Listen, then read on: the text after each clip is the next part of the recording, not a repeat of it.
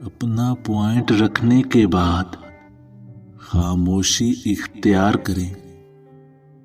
غصہ کرنے میں سستی اور معاف کرنے میں جلدی کریں۔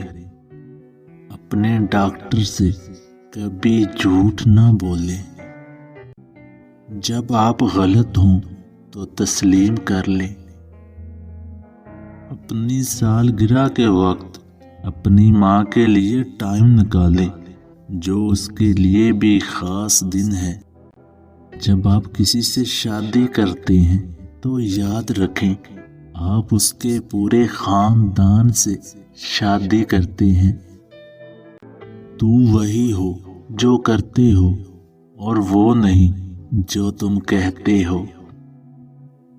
کمرے میں داخل ہونے کے بہت سارے راستے ہیں، صرف دروازہ ہی نہیں۔ جسمانی صحت اور ذہنی سکون دونوں یکساں اہم ہیں۔